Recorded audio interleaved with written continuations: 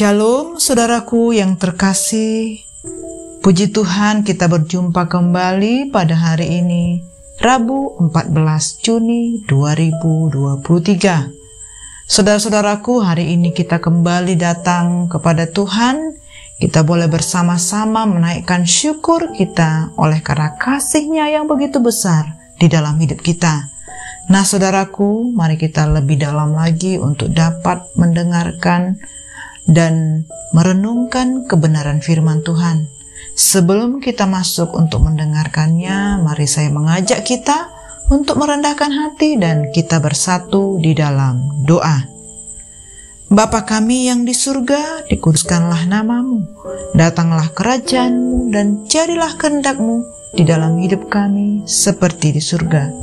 Kami bersyukur ya Bapa, hari ini kami kembali dapat mendengarkan firman-Mu. Kami rindu menyenangkan hati-Mu. Berbicaralah bagi setiap kami. Kami rindu terus dalam penyembahan, dalam pujian hanya untuk menyenangkan hati Tuhan. Terima kasih Bapa, biarlah melalui kebenaran firman Tuhan, setiap kami diberkati, setiap kami dipulihkan, setiap kami disembuhkan, bahkan dibangkitkan dari setiap hal-hal yang ada yang menghimpit kami dari berbagai derita dunia ini. Kami bersyukur ya Bapa, Engkau baik bagi setiap kami, Engkau membawa kami menjadi lebih daripada pemenang. Terima kasih Bapa, kami bersyukur dalam nama Tuhan Yesus. Amin. Nah saudara-saudaraku, kita akan mendengar kebenaran firman Tuhan pada hari ini yang berjudul Miliki Rasa Malu. Kita akan membuka Alkitab kita di dalam Yeskiel pasal yang ke-16 ayat yang ke-42 sampai dengan 52.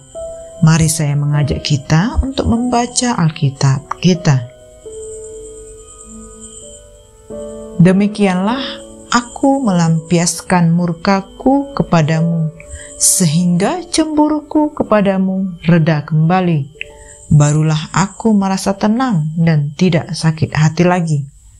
Oleh karena engkau tidak teringat lagi kepada masa mudamu, tetapi dengan semuanya ini membuat aku gemetar kemarahan. Sungguh, aku juga akan menimpakan kelakuanmu atas kepalamu. Demikianlah firman Tuhan Allah.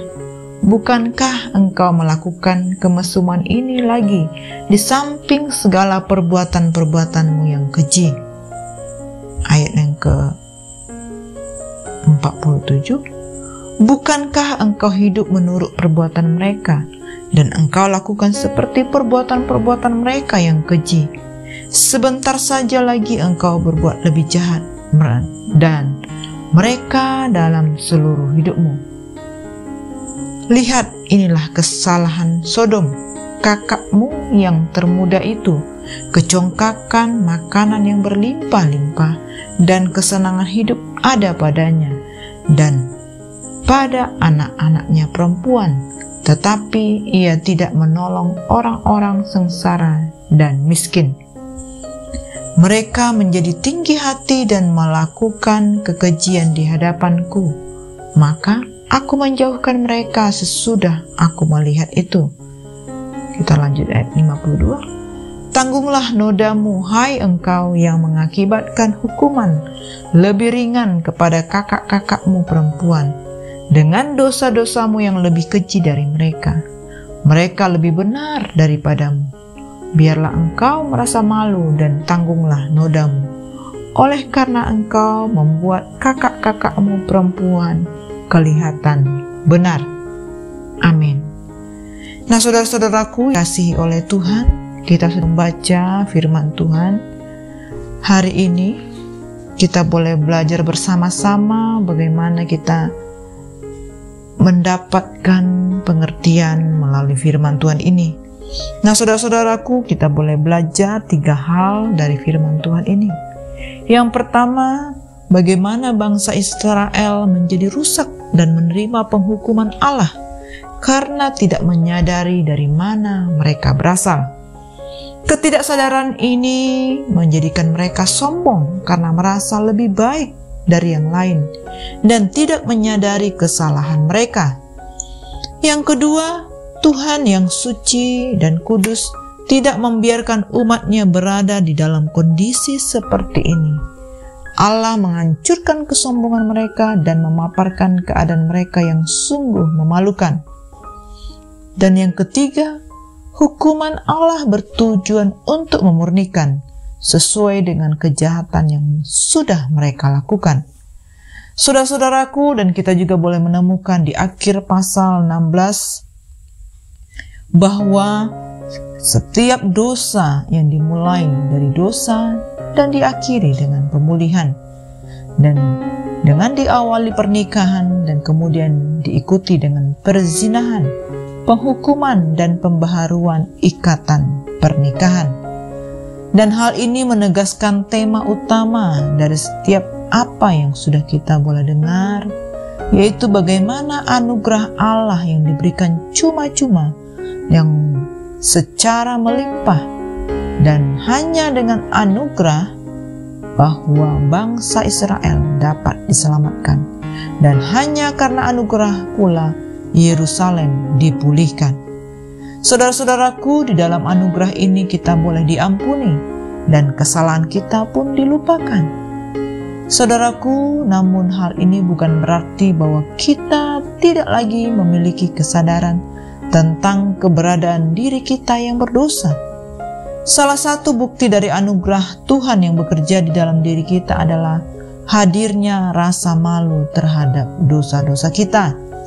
Kesadaran dan ingatan kita akan masa lalu yang membuat kita sedih, dan malu tidaklah selalu merupakan sesuatu yang salah, karena seringkali semakin kita mengenal kasih Tuhan, maka kita akan menjadi semakin malu terhadap apa yang sudah kita lakukan.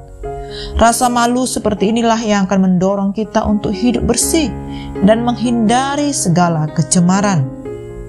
Nah, saudara-saudaraku, untuk kita renungkan, dengan hadirnya rasa malu di dalam diri kita karena kesadaran akan dosa merupakan bagian penting di dalam proses pengikisan kekebalan atas rasa tinggi hati yang ada di dalam kita. Dan hal ini merupakan indikasi adanya kepekaan terhadap dosa. Allah dapat memakai rasa malu kita sebagai alat penghukuman yang akan merobohkan kesombongan kita, sehingga melaluinya kita dapat dimurnikan. Amin. Demikianlah saudara-saudaraku renungan firman Tuhan yang dapat kita dengar pada hari ini. Mari kita belajar untuk lebih lagi semakin kita memiliki hati yang mau dibentuk seperti tanah liat, dan kita semakin hari semakin murni, semakin hari semakin indah, dan kita boleh berharga, dan kita berguna, dan kita membawa dampak yang besar dimanapun kita berada.